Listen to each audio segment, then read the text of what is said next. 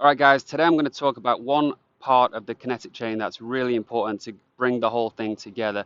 Now I'm helping a guy called Spencer. He's a video analysis client, but I think I'm going to be able to do it in such a way where it's going to help a lot of people that are watching. Now we've come a long way with his forehand. It had a lot of moving parts before, and one thing to understand is he's a doubles player, so he doesn't necessarily need big elaborate swings. He's trying to get to the net. He's a good volleyer, so that's a little bit of context that's going to be important for stuff like how much you're going to be accelerating the racket and how you're actually going to approach the shot. Now, as I say, he's come a long way from the loose forehand that he had before, and actually what he's got now is somewhat of a WTA style forehand where he just supinates the arm on the way back all the way through to contact and then pronates after that.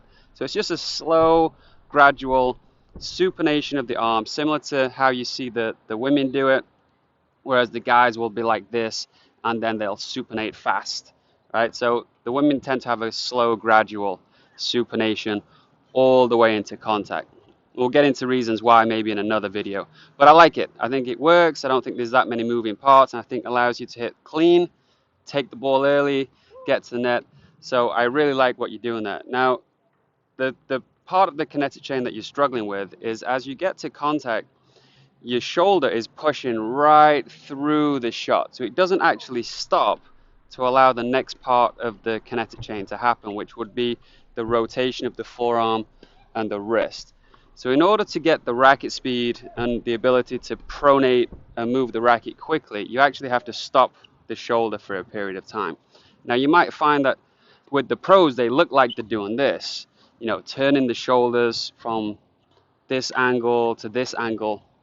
But actually what you'll see is at the point of contact, there's a little freeze of the shoulder that allows this racket to come, and then there's a continuation of the energy and the shoulder just continues after that. But just again, as you're coming into the contact point, just freeze your shoulder, freeze your body, at least slow it down a little bit, allow this to happen before you continue the rotation of your shoulders.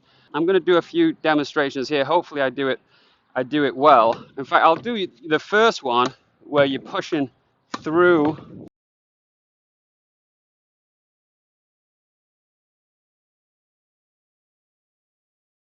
It doesn't have to necessarily stop completely, but you do have to slow it down and not continue it as far as you're currently doing. But again, let's see if we can see me doing it. Rubbish.